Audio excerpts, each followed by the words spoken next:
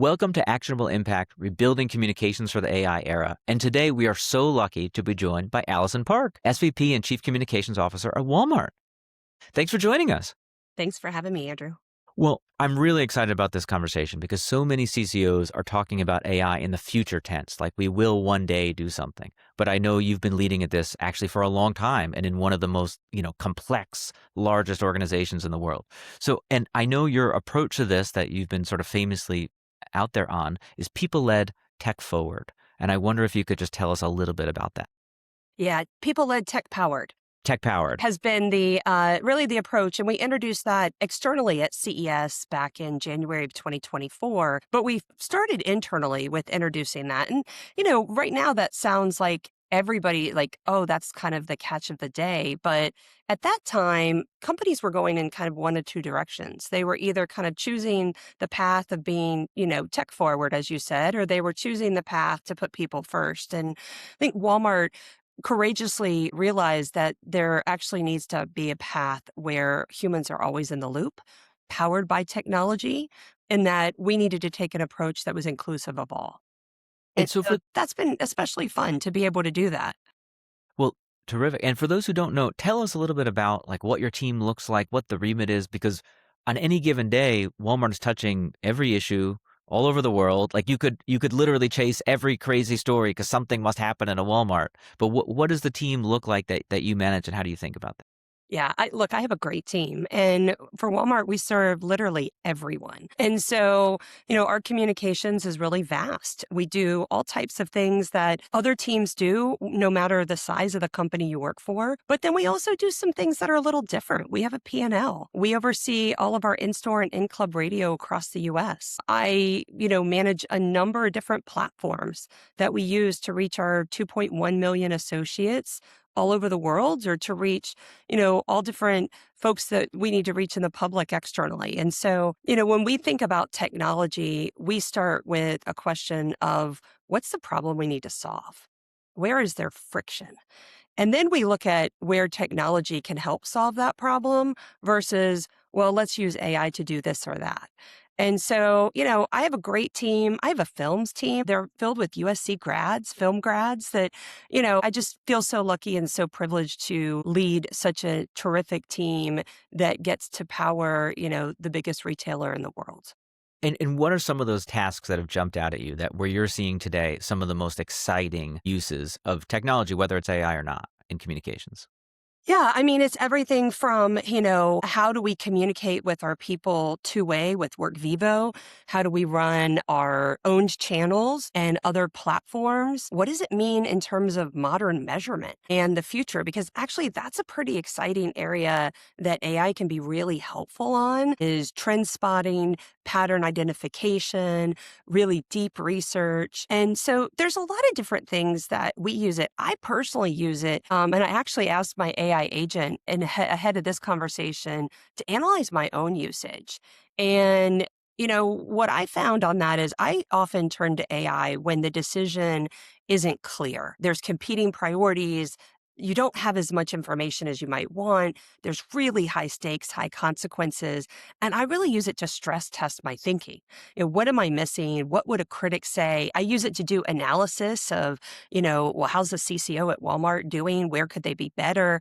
I don't need AI to flatter me. I need it to make me sharper. And so I find it to just be a really great teammate and something that I can use at any time of the day just to help me be sharper. Amazing. I love that. And one of the things about Walmart that I've really appreciated is that, this hasn't just been, in the home office. It hasn't just been at the executive team, but there's really been a commitment to empowering the entire workforce, right? And I think the former CEO, Doug McMillan, said, this is going to change literally every job, right? And was excited about it. Could you talk a little bit about how, because I know you've led a huge upskilling effort and to try to empower and put tools in front of a very broad and diverse workforce?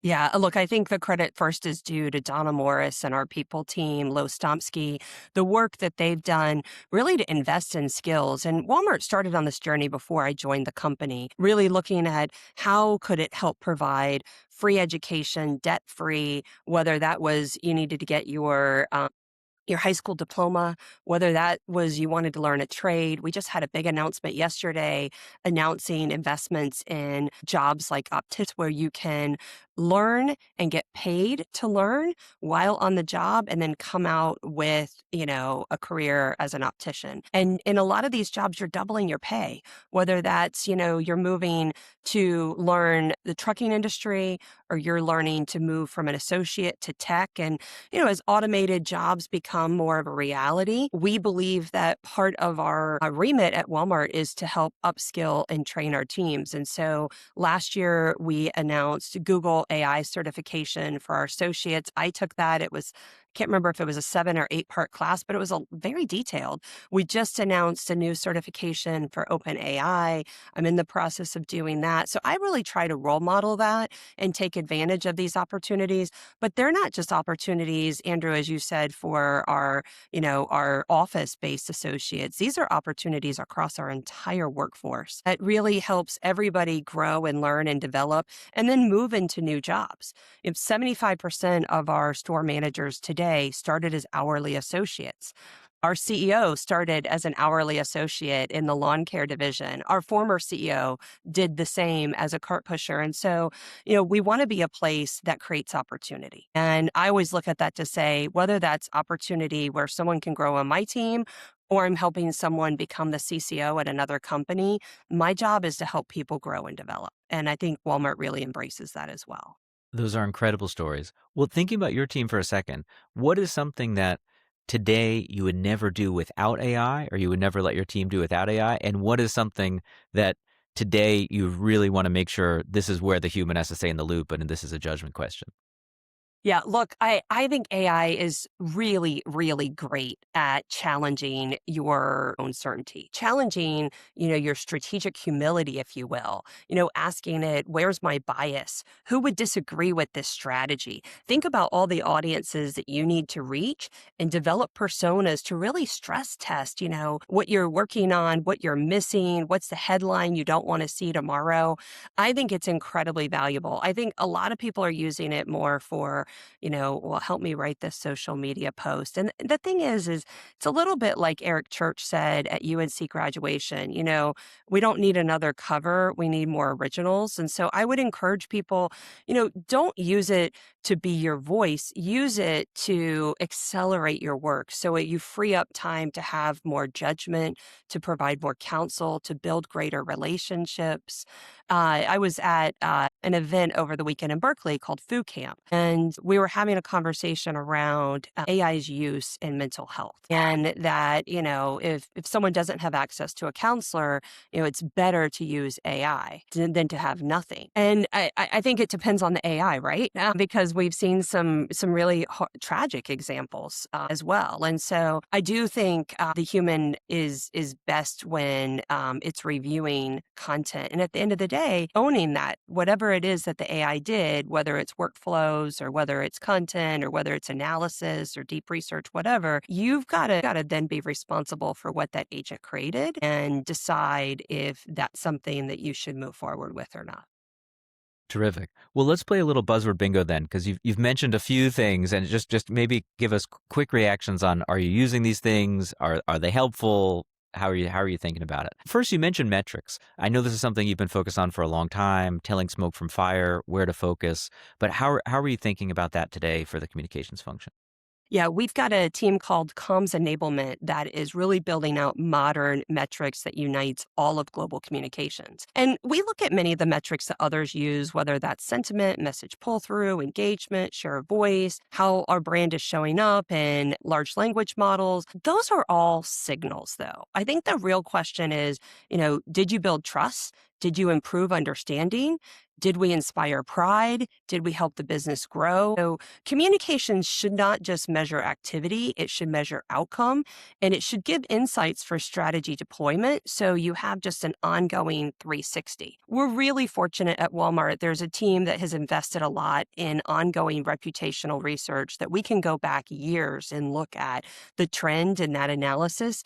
And now kind of communications is catching up with that work to see how it it all comes together and how we're more modern and more united, because you can't have one team measuring in one way and another team measuring in another way. This has been an age-old question in communications since I started 30 years ago, and I'm determined that we're going to build something that's going to last. I can't wait to see it. How about personalization? Because you mentioned you can't speak with two voices, but obviously the ability today, and I know on the Walmart Connect side, the marketing side is doing a lot around this, in terms of, your advertisers and your partners. But how do you think about personalization for comms?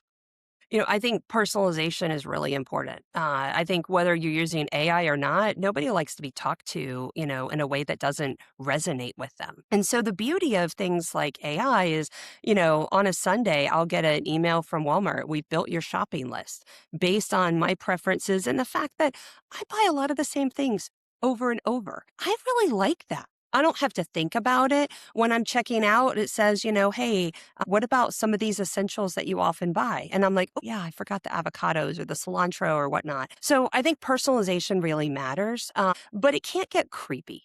So, I mean, again, this comes back to like, where's the human in the loop? I don't want something like I called my bank the other day and it said, would you like to record your voice? No. I do not want to record my voice because, all it takes is a short recording and a video, and now you can impersonate someone. So I do think you have to draw the line. And, this is where responsible AI is so critical. Definitely. How about vibe coding? Because I know I've heard some really interesting things about how Walmart is empowering all sorts of people, not just the technical team. Yeah, we absolutely are. We have a lot of tools at Walmart, and I know not every company has lots of tools, but two of our leaders developed a tool. It's on open source. It's called Code Puppy, and it allows anyone to be able to code. And I've built an agent. About 50% of my team has built an agent, and we've done vibe coding classes as a team before. And the beauty of this is often in my career, I have found that everybody is starting from a different place, and I don't think that's true with AI. It's moving so fast that even the experts I talk to say, if you were just starting today, you're 5 months behind. Well, 5 months is very doable. You can catch up on things in 5 months. So if it feels overwhelming, just keep that in mind and start today by investing and learning and experimenting different things. So can you give us some examples? What are some of the agents or some of the creations that your team has vibe coded? What do they use them Yeah. for?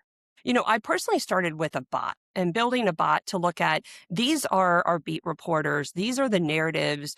Every day, I want you to do deep research overnight, and I want you to come forward with where are the opportunities to really focus on these reporters with these stories based on the external environment. And it didn't always work well. It was giving me ideas that were terrible. And this again comes back to human judgment. Then recently built an app that scanned the web and all different sites and looked at where was my personal information so that I could remove it. You can hire companies to do that today, and it has a lot of cost. And I was able to do this for free. And so, my team, I said 50% of the team has built agents. They've built agents for all sorts of things. They've built agents to review content to see will it flow correctly into large language models? And how do we need to improve the content to make sure that the facts reach the audience? They've built tools to look at where can we automate things and frankly take some of the friction out of our jobs. They've built agents that will, create briefing materials and some things that, sometimes can be, a bit laborious.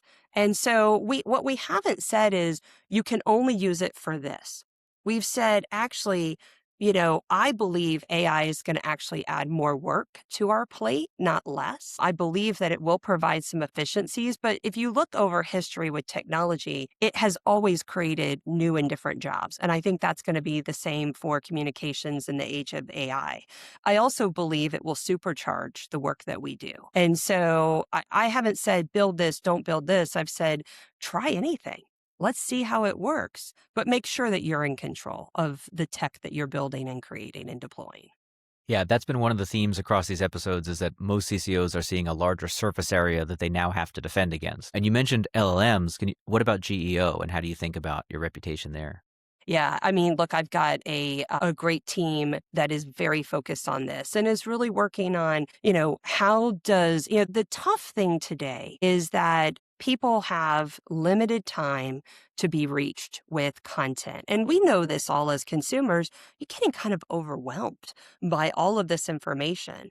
And so, who you're going to trust, what are you going to look at? What are you going to review? And it used to be that the paper was dropped off at your door, every morning, and that is not true anymore. And so, misinformation, disinformation, malinformation is all around us. That is not going away, sadly. And so, really making sure that the truth gets out and that you move at the speed of incorrect information, which I think is really hard because it moves a lot faster than correct information. And people, the news needs to sell. And whether you're an influencer wanting to get clicks and get likes and get followership, or you're a brand, you've got to stay true to, what you're trying to do. And that can be hard when you're trying to make sure the facts get out there. So how do you decide then on the speed of incorrect information when you respond and correct the record and when you let it go? That's a really hard decision at times because I kind of am a believer of like the truth is the truth and there's only one truth. And I think, you know, a lot of people today are like, well, it's my truth. It's my truth. It's like, well, that actually may be an opinion. Look, I think you have to fight for the truth. I do think that there's something to be said for making sure that things are correct and they're accurate. And so that means sometimes you have to have a tough conversation with someone that you're like, look, if you're going to publish that, that is incorrect. And I'm going to publicly say that that is incorrect. It used to be that a reporter would call you and as the company source, you could say, yes, that's true. No, that's not true. I've had situations very recently where someone has called and said, well, I have these sources, I'm going public. And I'm saying, no, that is incorrect. And they're like, well, then why do I have these sources? I'm like, well, you're getting played. This is incorrect. And of course, no one's going to give you their source, but, those are crucial conversations. And, look, sometimes people have information that I wish they didn't have, but I'm also going to always fight for what's right and what's correct and what's factual, because I believe that's where trust comes from. And so I'm going to always try to be honest with people and transparent and, make sure that information is corrected when it's wrong. Love that. And a big part of trust today is not just trust with an institution or an organization, but also with leaders. And you just went through a really successful CEO transition.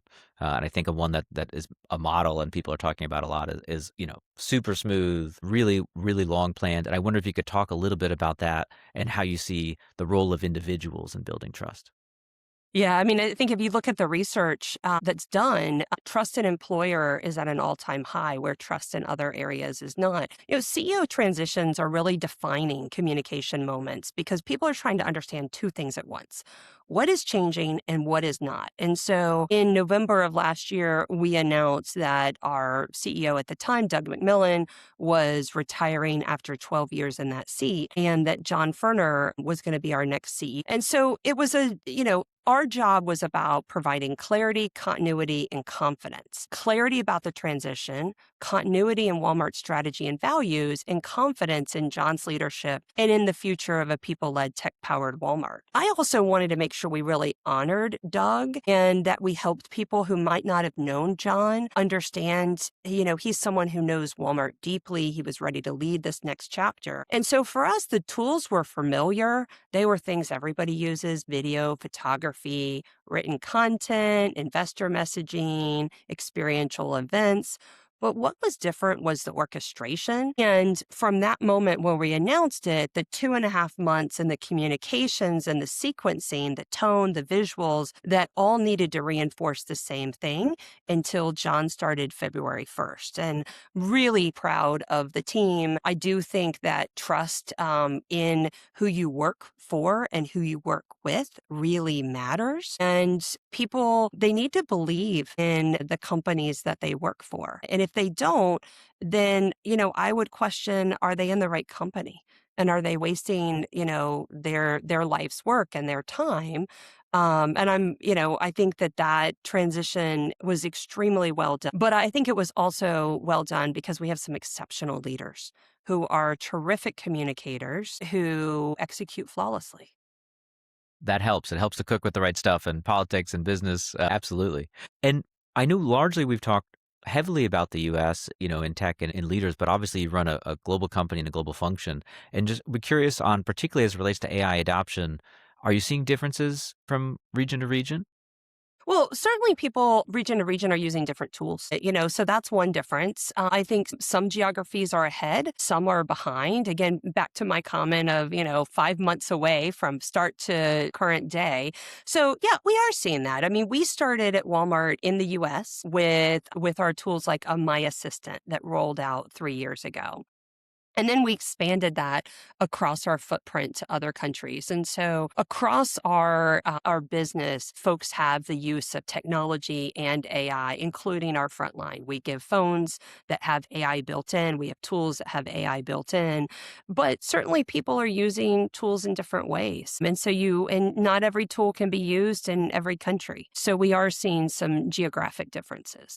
And how do you stay current in this personally? Are there podcasts? What do you read, follow?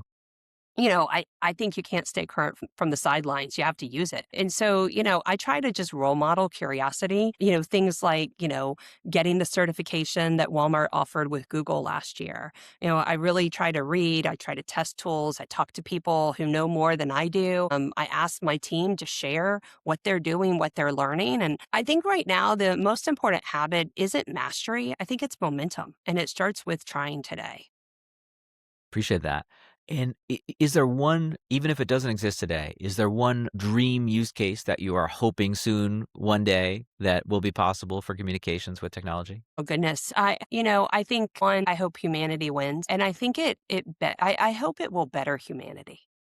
I think, people can have the best idea, they can have the best strategy, but if they don't communicate it well, then that can be a real struggle. And I'm seeing some emerging uses with AI for folks with learning disabilities, for bringing people together. I see it at Walmart. Some of our stores have 100 different languages spoken. And we, through our phones, have translation tools, AI powered, that allow our people to connect. And I think that going in that direction, bringing people together, creating less division is amazing. And so the more that tech can serve the human good, the better. Appreciate it. And lastly, I know you also teach in your somehow spare time. What advice would you give someone who just wants to come into the field of communications today? Yeah, I have two kids who are starting college, and my son asked me a version of this recently. And, I think two things I would say. One is know what makes you different, build skills that are useful, choose a company that believes in people and is serious about preparing them for the future. And then the second, and this is one I talk to my team a lot about, remember you're CEO of your career. Do not outsource that responsibility to someone else, a partner, your parents, a future boss, a company. Own your career and do what you love. Well, Allison, this was incredible. A ton of actionable impact on technology, communications, and life. Really appreciate you being here. Thanks so much, Andrew. Have a great day. You too.